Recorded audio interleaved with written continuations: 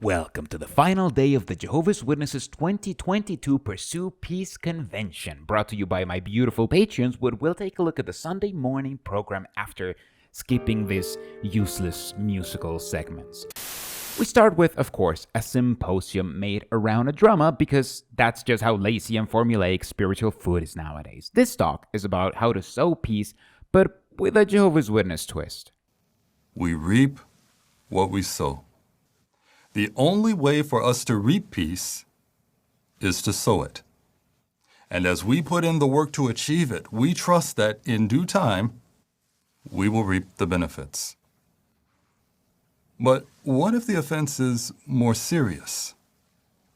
A family member says or does something that hurts us deeply. Well, even then, it still may be possible to sow and reap peace. And of course, we have a Bible verse to match. Sort of. We can prove this by considering the Bible account of Joseph and his brothers. In fact, how interesting it is to note that there is nothing in the scriptures to indicate that Joseph ever told anyone, not even Pharaoh, that his brothers were the ones who kidnapped him and sold him as a slave. And now we have the full circle. You sow peace by keeping your mouth shut because of what the Bible doesn't say. This would be more outrageous, but William makes it sound so boring that it's seriously mind-numbing to listen to. Instead, let's just skip to the drama and let's just enjoy the performances of the best Jehovah's Witnesses actors blessed with Jehovah's Holy Spirit.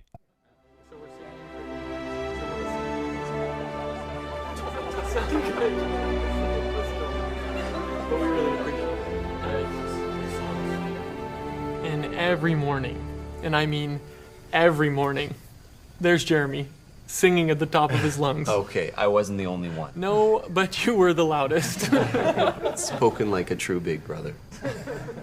I was always impressed with how close you two were.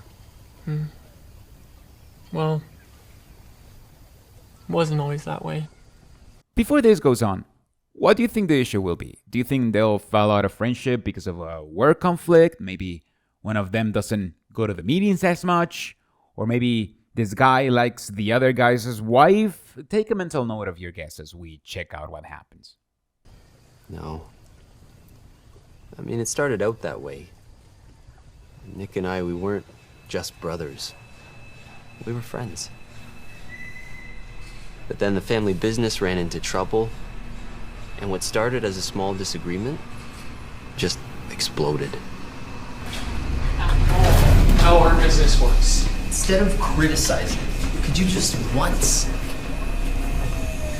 Jeremy! Do you have any idea what this is gonna cost us? I didn't have a choice. You went behind my back. What's your problem? You're the problem.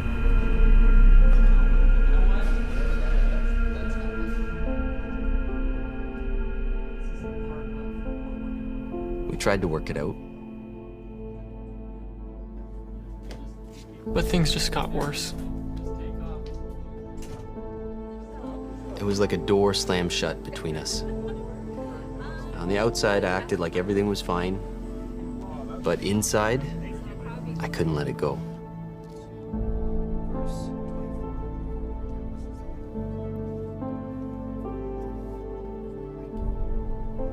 I felt like a total hypocrite.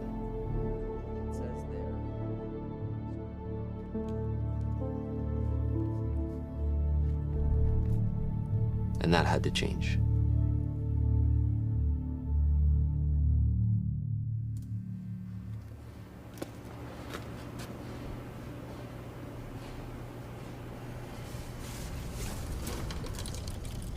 I needed a lot of help from Jehovah to let go, to move on, and make things right with Nick. It took a long time for the wounds to heal. And for us to trust each other the way we used to.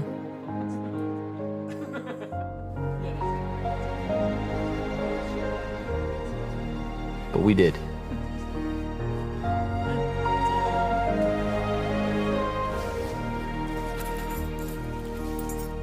I'm so grateful that we made peace. Before the world turned upside down. This is the laziest written script I have ever seen. Every story follows the same basic formula. You set up the status quo, then there's conflict, then there's resolution. What changes in the story are just details in the conflict and the personalities of the people involved and all of those other variables that truly make a story unique. Here, we're not given any of that. This drama basically tells us that Brother A had conflict with Brother B, but then resolution plus cliffhanger question mark? And this isn't just lazy, it's manipulative. The message clearly is it doesn't matter what the conflict is between you and someone in your faith. As long as they are your Christian brothers, you will resolve that conflict, or else you won't be prepared for the inevitable tribulation and may die. There is a battle that has lasted for centuries and continues down to our day. It's a battle of wills. The will of disobedient humans who fight against Jehovah's will. Rather than submitting or surrendering their will to do Jehovah's will, most humans refuse to make peace with him, becoming peace breakers. Even so, we must admit, it can be difficult at times to accept and then follow Jehovah's direction, or direction that we may receive from his organization, especially if we don't understand the reasons behind the direction, or it's not what we might prefer. What is needed to sow and reap peace? Humility. Ronnie Curzon here is continuing the culty talks with this chilling reminder to Jehovah's Witnesses, letting them know that if they disagree with the governing body, they need to learn humility. His Bible backing is the example of the Gibeonites. You know, that story where the Israelites are pillaging and killing everyone around, so a tribe decides to avoid getting killed by selling themselves to the Israelites as slaves? Evidently, this was in harmony with Jehovah's will and reflected their humility and desire to seek peace with him and his people. How can we imitate the Gibeonites? By bringing our lives into harmony with Jehovah's will.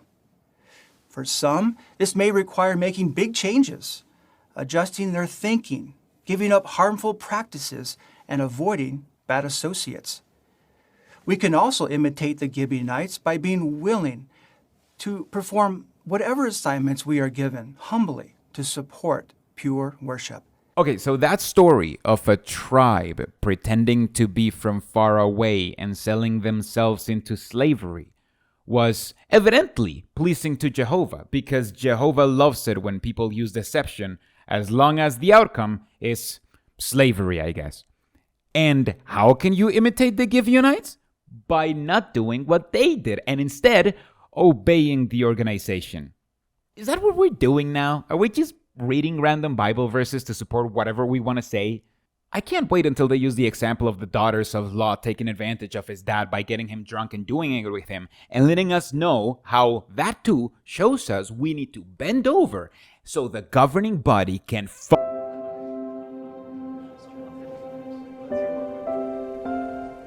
You see, the pandemic lasted longer than any of us expected. And all the conflicting news reports just added to the stress. Then my sister lost her job and had to move in with us. So yeah, it was me and Kelly, Nicole, and Dad. 20 seconds, son.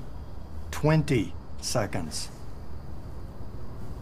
It would sure be easier if there was a simple popular song that he could sing twice to make sure he's washing his hands for long enough.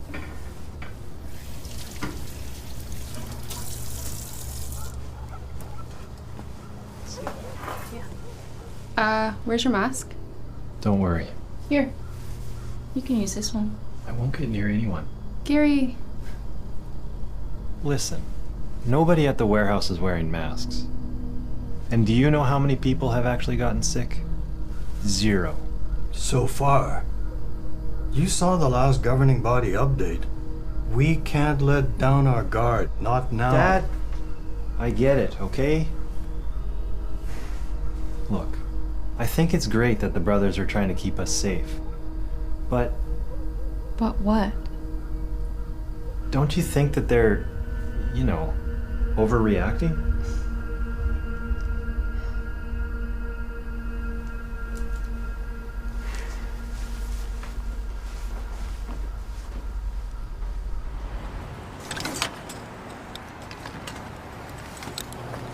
But of course, it wasn't the brothers who had the problem.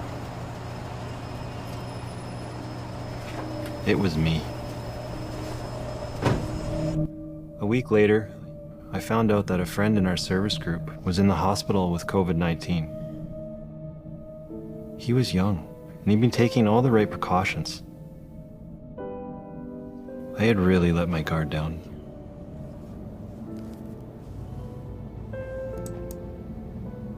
Now is not the time to slacken our hand when it comes to safety. Don't let your guard down. Don't think the virus can't affect you or your family. I saw how the organization was really trying to protect us, and how much my decisions were affecting others, including the people I love the most. As the pandemic dragged on, I learned the importance of being humble and obedient.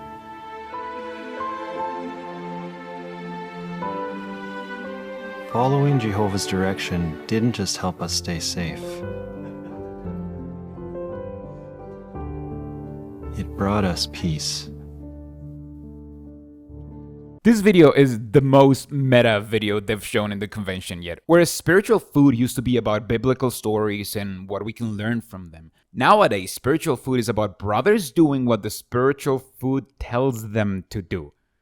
The most cynical part of me makes me feel like they're proud of taking the right side of history over the pandemic by telling followers what basically amounted to follow the instructions of the World Health Organization because, we don't know. Like any other sensible person or organization did.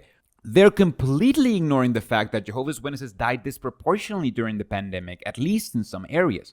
Instead, they're pointing and saying, look, we told you to do something, and we ended up being right, and that means you should always do what we say. And since the leadership thinks Jehovah's Witnesses are stupid, they're just gonna come out and literally say it out loud. Like Gary, there are times that we may need to adjust our thinking on matters and put aside our personal opinions and preferences so we can loyally and humbly follow Jehovah's direction, or whatever direction we receive from his representatives, the faithful and discreet slave. The Bible clearly shows God's thinking on matters, but what if it's not so clear to us? Or we struggle to fully grasp how it applies to us personally or in a given situation. Perceiving Jehovah's thinking on matters will help us to avoid getting into a battle of wills so we can follow his direction or whatever direction we receive from the governing body. They are so proud of being right during the pandemic, even if their advice was basically to follow the experts' advice. And I can't help but wonder, how long are they going to keep using this as proof that people should just follow whatever they have to say? Or whatever direction we receive from the governing body. The man Gideon is the Bible example we will consider. But what is the challenge this talk intends to address? Are you ready for this? Differences between fellow Christians. You might think, no, how can that be? Jesus said the identifying mark of his disciples would be the love among themselves, not the differences. And that is true. In our Christian brotherhood, we feel the love. Love is prominent. It is dominant. But as individuals, we are drenched in imperfection. Differences will inevitably erupt. A brother or sister may say something to hurt us. Or maybe we push their emotional button with words, or they push ours. Usually it's not intentional. Often it's a misunderstanding. We or they say something in good faith. One thinks it appropriate, the other does not. Or possibly what we said or did was perceived in a way that we could not even have imagined. But it happened. And now we must sow peace in order to reap peace. And when we plant seeds, some germinate much faster than others.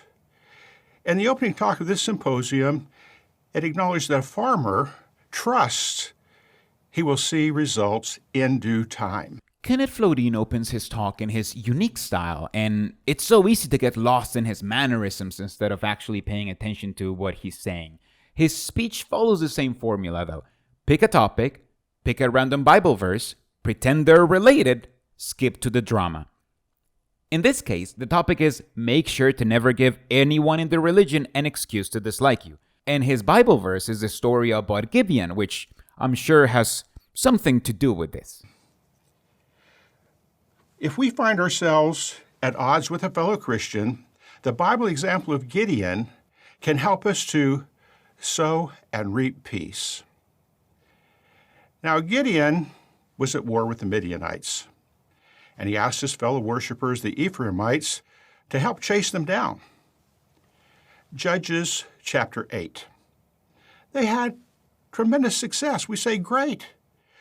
But after the battle, the Ephraimites were offended. They tried to pick a fight with Gideon. They felt that Gideon did not call them into battle soon enough. Well, these are all armed fighting men. If this difference of opinion was allowed to escalate, it could get out of hand very quickly. In fact, in this case, hand-to-hand combat might have ensued. Instead, though, how did Gideon sow peace with words? Let's read verses 2 and 3. He, Gideon, said to them, "What have I done compared with you? Are not the gleanings of Ephraim better than the grape harvest of Abiezer? It was into your hand that God gave Midian's princes Oreb and Zeeb. And what have I done compared with you?" And notice, when he spoke this way, they calmed down. Now, in this case, the germination period was very short. Gideon sowed peace with well-chosen words, and he reaped peace in one conversation. So, the story is about a disagreement between armies that was resolved with some sweet talk. The fact that the Bible says that some dude kissed some other dude's butt so they could keep pillaging villages together 4,000 years ago is why you should make sure everyone in the congregation likes you. Completely disconnected and ends right in time for the drama to tell us the same thing.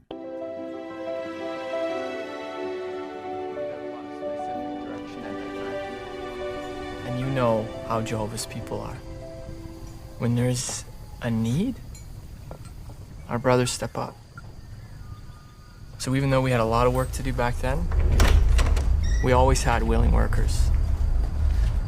So many workers that some started to feel like they were being overlooked.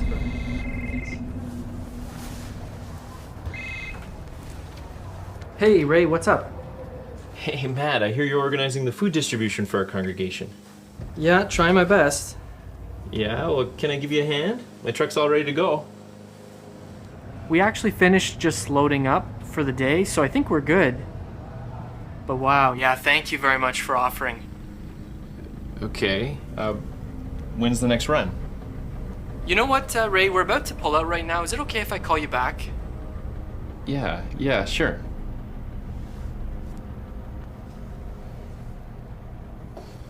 Ray was such a hard worker. More than most of us even realized. He put his heart into every assignment. But when I told him we already had all the help we needed, it didn't go the way I hoped. Ray, I think you're muted. This will make no sense if you're not a Jehovah's Witness. After all, no one gets this upset when they don't get chosen to spend their afternoon doing voluntary work. To a Jehovah's Witness, however, doing voluntary work is how they signal that they are in good standing within the congregation. You're only qualified to do voluntary work if you're an exemplary Jehovah's Witness. And Jehovah's Witnesses are told to only mingle befriend, and even marry exemplary Jehovah's Witnesses. In this guy's mind, he's being punished by not getting assigned volunteer work, which may signal people that he's not in good standing. That's why he's immediately going to ask about his qualifications. So what you're saying is you don't think I'm qualified to help out? No, we know how hard you're working caring for your mom. We didn't want to... Isn't Paul Thompson on your crew? Yeah, but... And Oliver Kagan? Oliver's my assistant, yes, So but... how does this work, Matt? I mean, you just use your friends and you shut the rest of us out? Don't you think I notice how your brothers ignore me? Ray, I owe you an apology. I'm so sorry. I should have spoke with you about this right from the start. You're working so hard taking care of your mom. The last thing we wanted to do was make things harder for you. But even more than that, we didn't want to have to ask you to do something that would put you or your mother at higher risk. I know. I worry about that too. You know, your mom? We wouldn't want anything to happen to her. She's one of our congregation treasures. I know. And you're not so bad either. Seriously, you're such a good example. Think how Jehovah must feel when he sees all that you're doing. For us and for your mom. Thank you. That means a lot to me. If something comes up that I can help with then, even just a little, and I can do it from home. Well, that's a good point. Maybe get your thoughts on something that's okay. So I guess sweet talking does a trick when your priority is to never offend anyone ever. His words, like Gideon's, well spoken, calmed Ray down. It was a short germination period. He sowed and reaped peace in one conversation. But may we each be determined to do our part to sow peace, and like the farmer, expect peace in due time. And oh, how sweet restored peace truly is. Kenneth Flodin is such a meme maker machine, but now let's just skip to the next speaker who I'm sure is going to tell us a different thing. Right? Pursuing peace can be a challenge. Because of our imperfections and the complexities of life, we have to work for peace, even under normal conditions. But pursuing peace becomes a greater challenge when it's one-sided. Difficulties arise in the family and in the congregation when one person pursues peace, but the other does not. For example, in the congregation, perhaps we have a friend who has a problem with another friend in the congregation, but does not do anything to reconcile the situation. Or in the family, a Christian mate may have difficulty pursuing peace if his or her spouse does not apply Bible principles. Well, what do we do then? Yeah, so this talk is about how you don't get to have any disagreements with other Jehovah's Witnesses. Again, we're almost halfway into the convention and somehow we're stuck listening to this speech for the third time. This time, though, our supporting Bible verse that has nothing to do with the argument in the story is about Abigail. You see, Abigail lived with an abusive husband that offended David. And David, being the righteous man that he was, decided to kill him and destroy his belongings. And it's fascinating what we can learn from that story when we focus on what it doesn't say. Well, you think about it, what she could have done. See, Abigail could have done nothing. It's not hard to imagine that she had a difficult life as well, living with this man. She could have just stepped back, let David come through, and do what he had in mind. Or she could have gone out to David and inflamed the situation, maybe describing what a terrible man he is and how he mistreats her as well. See, either of these approaches could have made her life easier, but she didn't do that. Now, Abigail could not change her husband's ways, but she did what she could to diffuse an escalating conflict. isn't it encouraging that Abigail didn't use the situation to ask for help with her abusive husband and instead defended him? And it was definitely because Abigail loved her husband and not because she was probably under the list of her husband's belongings that David was planning on destroying. And she does that by, well, telling David just what he wants to hear. And do you notice what Abigail does? She comes in with a gift. She bows down to David. She takes the blame for the situation herself. And she reasons with him using godly principles. Abigail's actions calmed David and averted calamity. She pursued peace. But to do that, she had to look beyond her own feelings and consider what was best for Jehovah's name. And that is not always easy to do. And there we have it. Abigail wasn't doing things out of self-preservation. She wasn't even doing things to try and keep her husband alive. She did it because she wanted to do what was best for Jehovah's name. It's just the Bible writers forgot to add that bit. And this is a very literal application, since this is the same reason why spouses, even today, cannot divorce their abusive partners, because that's not what is best for Jehovah's name. Be more like Abigail and her made-up motivation instead. And later on, when things got even more intense, that's when our peace was really put to the test. Yeah, but Tim, you always found a way to keep us positive. Well, I learned a lot about that from my better half. Amy's always had a way of bringing people together. For example, just before the pandemic, there were these two pioneer sisters in our congregation. Becky was energetic, industrious, and fearless in her ministry. And Lena, experienced, self-sacrificing, and such a good Bible teacher. But they didn't exactly get along.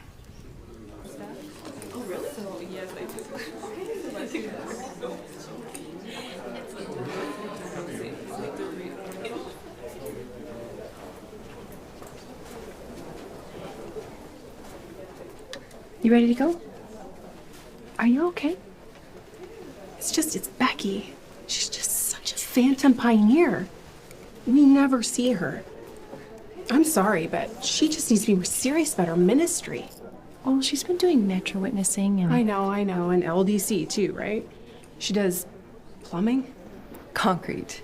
Jehovah's Witnesses have to give a report on how many hours they have spent preaching at the end of the month. And this report is used to gauge their level of spirituality. Some people get the title of pioneer, which basically signals to other people that you are a Jehovah's Witness in good standing, and they can and should maintain a good relationship with you. This sister here is pissed because she believes this other pioneer is a phantom pioneer, aka a pioneer who only says they do the hours, but who doesn't actually put the hours in. What Blunt Sister counters with is the fact that preaching isn't the only way you can do hours. You see, doing hours isn't really about preaching, and it's more about how many hours you're spending for free for the organization. Before, counting hours meant counting how long you spend trying to sell publications. Now, they don't sell publications anymore. So you can count hours in a different way. Because, again, this isn't about preaching. You can't count time when you're doing something that gives good testimony, like helping the elderly or the sick. But you can count time if you're helping Watchtower build more real estate, like when installing plumbing, concrete, for free. She does have a lot of energy. Remember when we used to be like that? I don't know that I was ever like Becky. No. You weren't. You were Beckier than Becky. I couldn't keep up with you. Those long service days in your little red car. That feels like a long time ago. Yeah. You know, Becky reminds me a lot of you. I mean, both of us. 20 years ago. She's working so hard, and she's made so many sacrifices for the truth. Just like you have. I think we should get together. The three of us.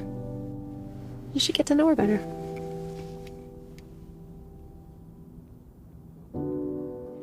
The next week, I had them both over to the house. And the more those two got to know each other, the closer they became.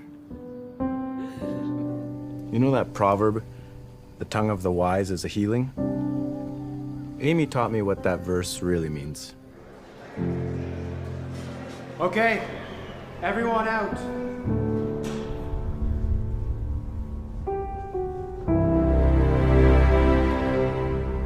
When everything changed, and we suddenly found ourselves locked up together, I tried to show that same spirit so that we could stay united.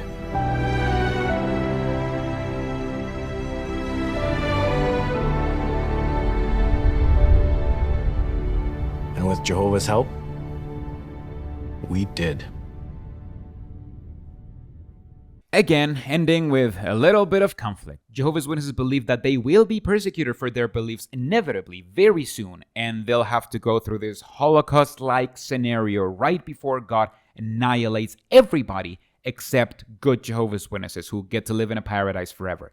And we're seeing that same scenario play out with a twist, where they're talking about the persecution they already suffered, ruining the big twist reveal that this is all happening in paradise. Inherited imperfection. We don't like it, but we all have it. And since imperfection means that everyone is less than perfect, we are bound to be treated unfairly at times, even by fellow Christians. In rare cases, one might become the victim of slander or even fraud.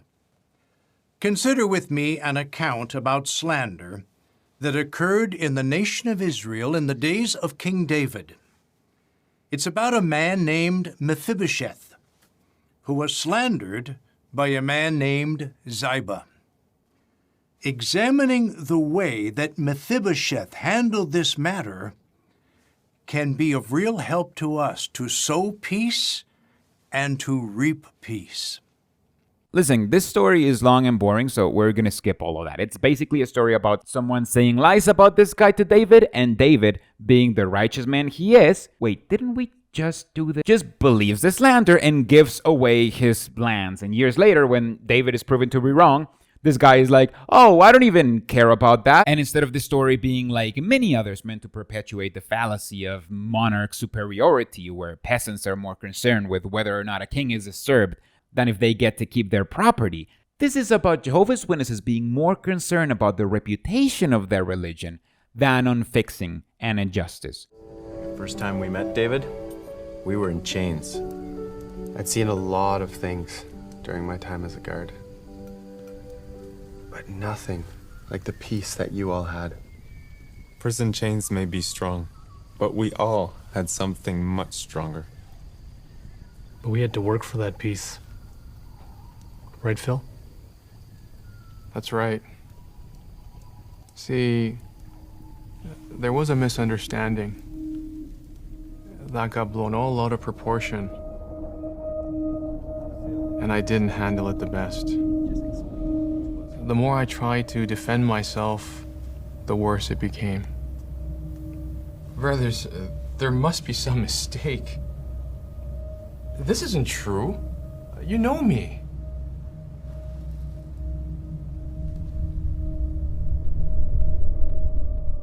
I wasn't prepared for how far I would go. There's one more announcement.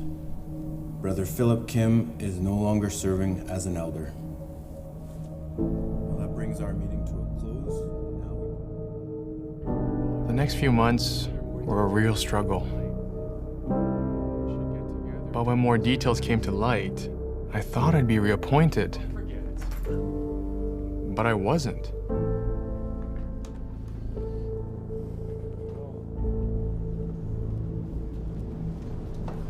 I couldn't understand why.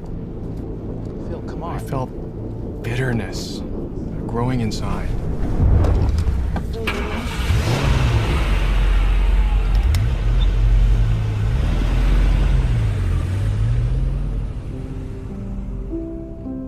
Everything became about me, how I felt, what I deserved. It was like a fog that stopped me from seeing what Jehovah deserved. And I really needed his help. I found comfort in accounts of Jehovah's servants who were either misunderstood or misjudged, but maintained their loyalty to him.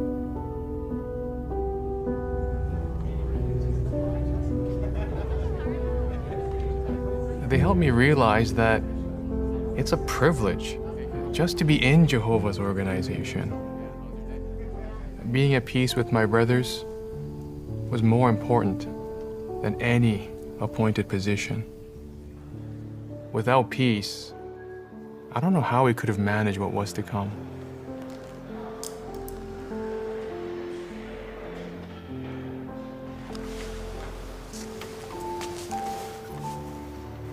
Arthritis bad today? Then I'll be your secretary, just like Barak was to Jeremiah. I don't know what I'd do without you. Again, this is the same dramatization we've already seen, just barely changed. Some witnesses have a disagreement about a vague topic that we only get to hear about if they involve their women for some reason, which clearly impacts their status in the congregation, and the important thing is that they resolve their disagreement before they're persecuted. In this case, though, I guess they forgot that they teach it's the Holy Spirit who appoints elders and ministerial servants, and instead decide to explicitly state that this brother allowed to let himself be wronged by getting stripped of his elder title by mistake. Which, kind of says that the Holy Spirit can at least take vacations, right? First of all, if you are the victim of minor gossip or rude treatment by someone, why not choose to let it pass and not make a big issue of it? Because love covers a multitude of sins. Yes, love covers sins and imperfections if we are willing to let love have its way. So don't make a big issue about small things. Got it. But what about when you're the victim of serious injustice? Surely the answer can't be the same, right? But what if you are the victim of a more serious injustice? For example, the brother in the video, he felt that he was a victim of injustice when he was deleted as an elder. If a matter involving slander or fraud arises today, a Christian may choose to follow Jesus' instructions at Matthew 18:15 through 17. However, if for some reason following that procedure does not fully resolve the matter, he or she may choose to pursue it no further and suffer loss rather than disturb the peace of the congregation. We can leave any unresolved issues with Jehovah, knowing that he sees what we do and what others do, and he will carry out justice at the right time. Now, that doesn't mean that we minimize or excuse the wrong conduct of fellow believers, no. But it does mean that we imitate Mephibosheth by letting go of resentment and pursuing peace. So if you suffer injustice, it's better to suffer in silence than to risk disturbing the peace in the congregation. This is the same kind of narrative Jehovah's Witnesses used to, for example, tell an abuse victim to forgive their abuser if the elders determine the abuser is repentant. And then, well, they have to be friends, of course. Because friendship in a cult is compulsory, and you are not allowed to not like someone as long as the elders like them, and as long as their lives are in accordance to whatever the governing body decides to teach. I wonder if that's how it was in Christian biblical times. What's the next challenge we'll discuss?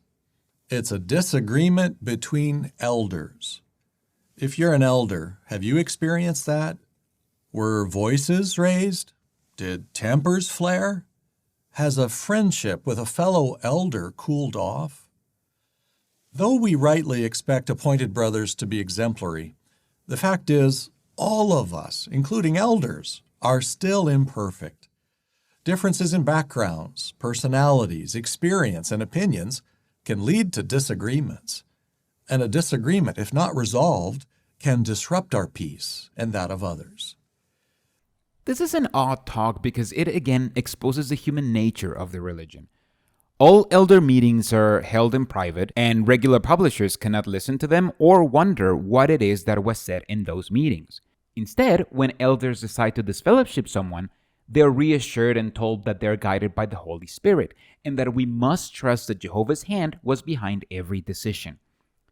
But here, Joe is talking about arguments within the elder body, invoking images of elders screaming at each other and breaking friendships over their disagreements. If that happens so often that the leadership needs to address this in a speech, how can they say to their followers that elders are aided by Holy Spirit? In this talk, we'll consider how two elders in the first century, Paul and Barnabas, sowed and reaped peace. After some days, Paul said to Barnabas, "Let us now return and visit the brothers in every one of the cities where we proclaim the word of Jehovah, to see how they are." Barnabas was determined to take along John, who was called Mark.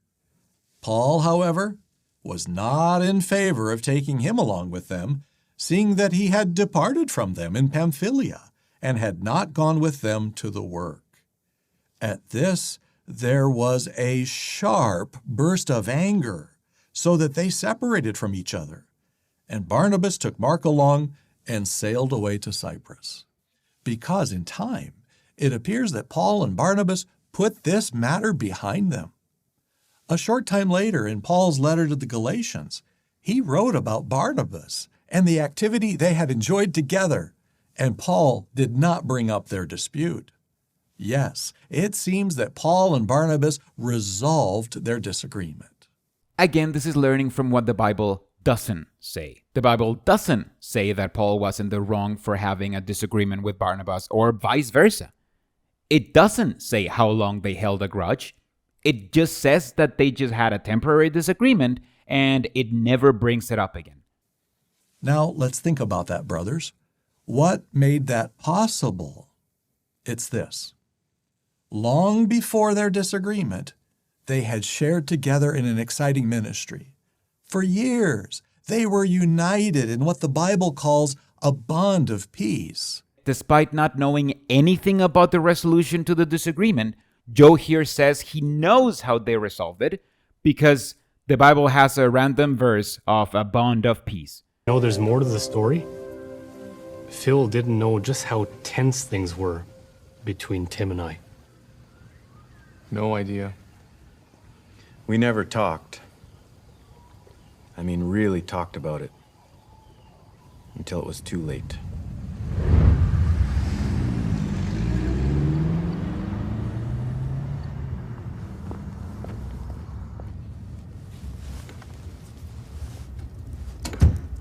Look, we need to talk. I think we need to seriously reconsider Phil's qualifications. You know he's not the type of brother that Enough. Enough about Phil. Look, I know he's your friend. But the body agreed that he's no longer qualified to serve. Friend? He's worked with us for years. The body decided unanimously that he should no longer serve. Because you pushed them. Excuse me? It's enough that we have those outside the congregation putting pressure on us. We do not need more in here. Seriously think? The conversation, the argument, it was terrible. We both said things we didn't mean. And after that, we both handled the situation poorly.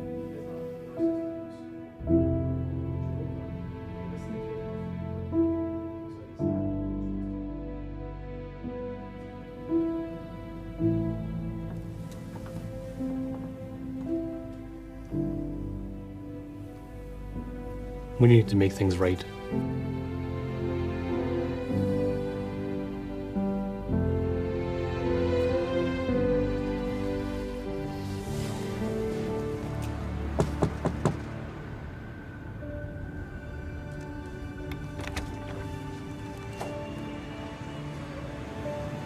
It wasn't easy, but we talked it out. And we made peace. With Jehovah's help. Can you imagine what it would have been like in that cell block if we hadn't? We finally told Phil the whole story once we were all roommates. Wow. You ready? Let's go sing. In dark, stormy seas, God's people are living in peace. With our eyes of faith, we see beyond the clouds and know that the storm soon will cease. To the ends of the earth, there'll be peace at last for all eternity.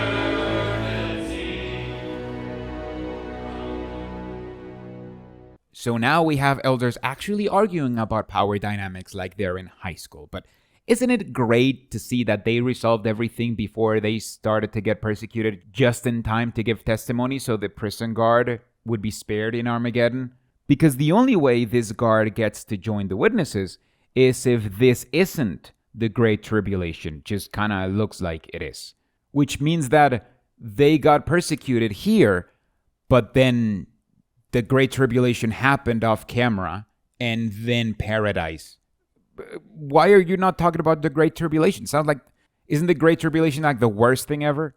Was this worse than the Great Tribulation? How do many people react when they see corruption and injustice? They become incensed, and they want to fix the problem. How do they try to fix the problem? By becoming involved in political efforts or social movements that claim to fight corruption and injustice. In contrast, why do Jehovah's Witnesses not get involved in political efforts or social movements? The simple answer, because they've learned from God's Word that the problems of this world cannot be corrected. Ecclesiastes 1:15 says, "What is crooked cannot be made straight." Satan's world around us is like the trunk of a tree that has grown so crooked, twisted, gnarled, it cannot be made straight. This is the start of the fourth version of the same speech, this time given by Stephen Lett. So far, the other speeches have been about maintaining peace by applying some random Bible verses to something that the Bible is silent about, like disagreements between elders or phantom pioneers. This time, the non-biblical issue is political neutrality, because despite Jesus baptizing soldiers and Paul baptizing a general, Jehovah's Witnesses have this sense of superiority about their unbiblical political neutrality, where no one is allowed to be a part of the military or even vote under threat of shunning by the whole religion. In this talk, however, Stephen isn't interested on reading something that the Bible doesn't say. In fact, throughout the whole speech, he barely reads the Bible at all, and it's only to read random, out-of-context verses. Instead, he wants to talk about two random people who will never get faces or last names, because why would you even pretend your religion is based on the Bible anymore? In this regard, let's consider two modern-day examples of ones who came to acquire Jehovah's thinking on this matter. Let's talk about Ezhideo Nahukbria and Fratha Brun. Now first, Ezhideo. Look, if I play this, you are not going to pay attention, and neither will I. Ezhideo became part of political riots before he studied the Bible, then became a pioneer and lived happily ever after. Seriously, that's the whole story. Fratha, however, had a bit more of a revelation. He saw how some religions bless wars and was all sad and confused by that. But then he attended a convention and took a Bible study, and that's when he learned something significant. Now, during his studies, he learned many wonderful things, but something he learned really motivated him. He learned the identity of the great prostitute, Babble the Great, mentioned in Revelation chapter 17 and 18. He learned that this prostitute is the world empire of false religion. Then he was really amazed when he was shown Revelation 18:24, which says, "In her, the prostitute, was found the blood of all those who have been slaughtered on the earth. So he learned that the world's religions could never be a force for international peace because they take sides. They're divided, and they go to war. So he learned that Revelation 18:24, which basically talks about a prostitute that had the blood of the prophets and other holy people, and learned that by prostitute, the Bible means every single other religion except Jehovah's Witnesses. And that since that prostitute has the blood of the holy people, that's because they, meaning every single other religion except Jehovah's Witnesses, go to war. And then he lived happily ever after. He got baptized, started pioneering. He attended the 50th class of Gilead. And now, after he has provided pretty much zero biblical backing for his argument, it's time for Stephen to tell us what we can learn from whatever he just said. But now we ask, what are lessons we can learn from Eshedio and Phratha? Well, many, but here are 3 big ones. Number 1, we can never correct the corruption and injustice of this world by means of political efforts or social movements. That reminds me of the illustration a brother used about trying to get rid of a problem with spider webs, but being unable to get rid of the spider. You knock the webs down. Spider builds them right back. Knock them down, builds them back. You never get rid of the problem. Well, in this illustration, Satan is the spider. And since he's the source of corruption and injustice, as long as he exists, the problem will exist. And little puny humans can't get rid of Satan. He's superhuman. So the solution must also be superhuman. And that's where God's kingdom comes in. God's kingdom can and will not only get rid of the webs, but the old spider Satan himself, too. Now, here's our second lesson. We must remember that political activism often leads to violence, which is the opposite of peace. We pursue peace, don't we? Not conduct that often leads to violence. Our third lesson, unlike the religions of this world, we must promote peace with all people, which definitely means we refuse to get involved in any way in the wars of Satan's world. That reminds me of an experience a young brother had in the ministry. A very emotional woman said to him, "My son died for you to have the freedom you have. Why won't you fight for your country?" Well, very calmly, the young brother said, "I'm very sorry about the loss of your dear son. But one thing I can guarantee you is that it was not one of Jehovah's Witnesses who killed your son." Now, I don't know if you can make that guarantee about your religion, but I can make that guarantee. Well, as it turned out, she was Catholic, so she definitely was unable to make that guarantee. And then everybody clapped. Seriously, this dumb story is just about some guy owning a mother who was grieving the death of her soldier son. But to Jehovah's Witnesses, that doesn't matter, because what matters is to prove their religion is the best religion, and everything else comes second. Jesus made it crystal clear that the identifying mark of true Christians is love. At John 13:35, he said, "By this all will know that you are my disciples if you have love among yourselves."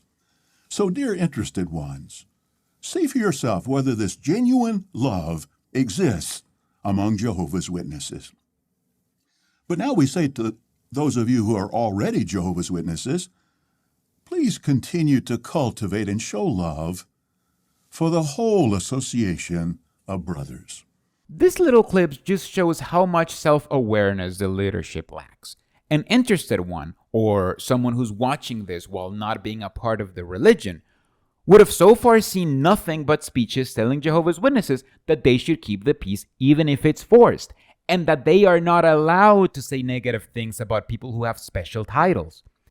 An interested one already knows that if they get to see any love, it may not be real love. It may just be that Jehovah's Witnesses aren't allowed to have any confrontations with each other. And after trying to fool interesting ones into believing Jehovah's Witnesses have genuine interactions, Stephen just keeps saying how Jehovah's Witnesses need to force themselves into love each other, even if that means relinquishing their rights. And doing so will require that you remain strictly neutral regarding the world's political affairs and other controversies, just as our leader remained neutral. At John 17:14, Jesus said of his disciples, "They are no part of the world, just as I am no part of the world." So during discussions in the ministry, or anywhere for that matter, remain strictly neutral on political topics. Take no position regarding what laws should be enacted, repealed, or changed. And don't pressure others to agree with your view. But to succeed in this, we must be careful not to allow the media of this world to manipulate our thinking. News broadcasts are often presented in a biased, opinionated way. So we've got to be careful not to adopt the bias of a commentator. Only if we keep our thinking neutral, will we be able to keep our speech and actions neutral also. Be willing to suffer loss rather than disturb the peace in the congregation. And just another thought on this, let's always remember that defending Jehovah's name and reputation is far more important than trying to defend our own name and reputation. Be willing to suffer loss rather than disturb the peace in the congregation. Again, Stephen ends on the same note every speaker before him used. Love each other, even if that means you suffer. Let's just skip to the final part of the drama where they pretend like revealing they've been in paradise all along is at all surprising. There's one more story to tell. I didn't know it at the time, but seeds of truth were being planted in my heart.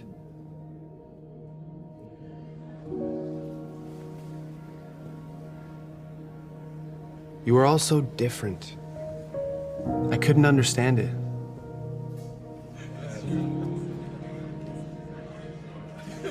You were prisoners, yes, but you felt free.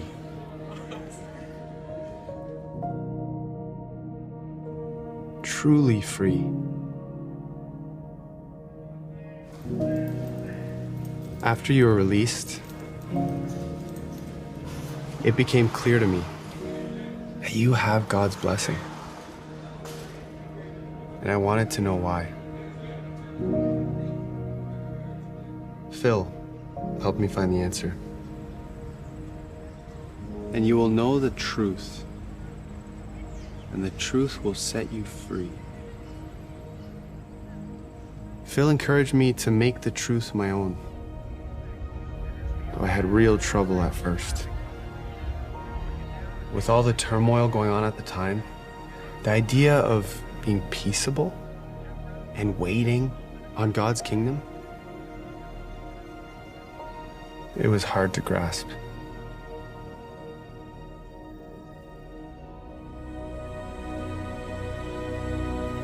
But with Jehovah's help and the patience of these good people,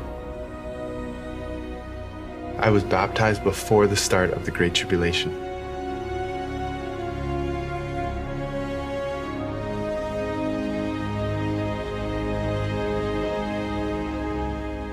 Joseph, during our time in prison, the story of your life, your time in prison, and how Jehovah was always with you became a real source of strength for us. I remember one day, Carl said, what did you say? I said, one day we'll have a meal with Joseph, and we'll say, thank you. And here we are. Really, it's I who should thank you. Each and every one of your stories touches my heart. You know a lot about my life, but would it be all right if I shared a few more stories? Please, we have so many questions. Can you tell us about Egypt? What was Pharaoh really like? Dreams. We gotta talk about those dreams. You do have many questions, and I have many details to share. And thanks to our God Jehovah, we have all the time we need. This just reveals the inherent narcissism of the Jehovah's Witness religion. Here, not only do we see a Joseph that is already fully shaven and speaking fluent English, he's the one doing the listening. Jehovah's Witnesses here aren't learning from Joseph. They are teaching Joseph. And Joseph is apparently obsessed with hearing their stories. I think this perfectly encapsulates the silliest part of the doctrine you as a Jehovah's Witness just come to believe. Like believing you and your best friends will also sit down next to your favorite Bible character, who is totally not from a made-up story, but instead, they'll be real and nice and speaking English and all interested in what you have to say. Joseph here is nothing more than a prop, a Bible Easter egg that is here so people can recognize him, feel good about themselves, and move on without ever thinking about it.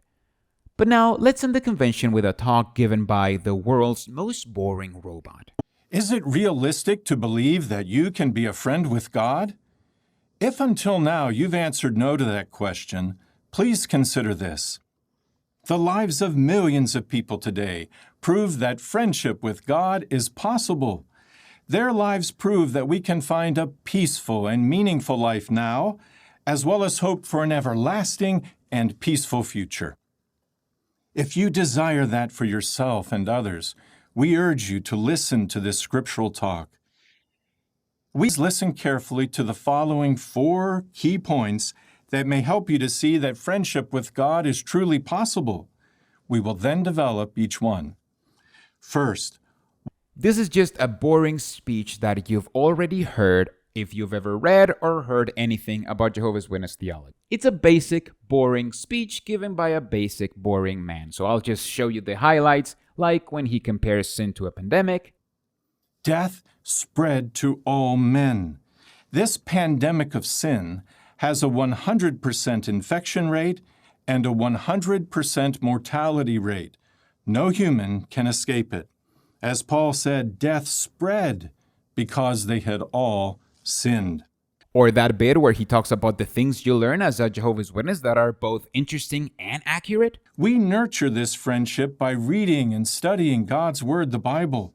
When we do so, we learn important things about God. For example, we learn that God's name is Jehovah. Or that bit where Kenneth does that thing that they used to do all the time at conventions where they presented a new book, but he's just raising up a pamphlet we have already seen just so we can look at it again, I guess. We warmly invite you to accept a free interactive Bible course offered by Jehovah's Witnesses using the publication Enjoy Life Forever.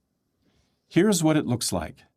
And finally, that bit where he reminds new converts that they need to say goodbye to their friends if they're not converting too, because you would move a plant to a good environment, because that just makes sense, doesn't it? We all know about plants and how they need to be moved around according to their needs.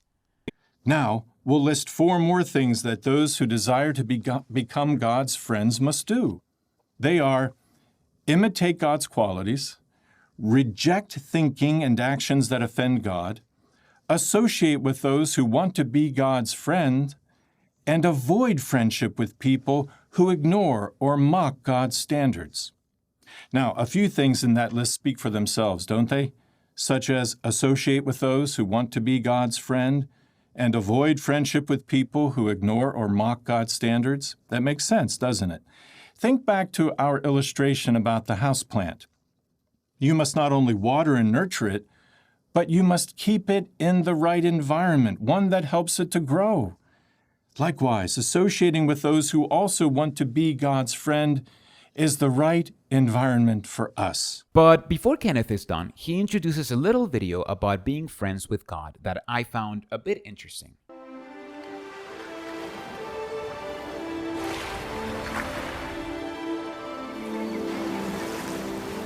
Have you ever wanted to ask God, who are you? Where are you? Do you care about me? You are not alone. For centuries, people everywhere have felt the need to know their Maker. Imagine a woman who has never known her father. All her life, she has been told lies that her father abandoned her. But deep inside, she knows it's not true.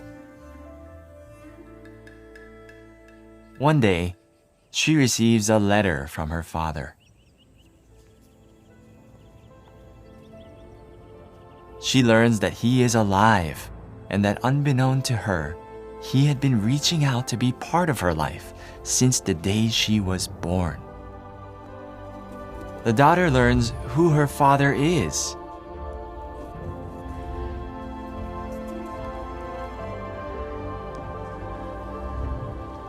And eventually, she finds him.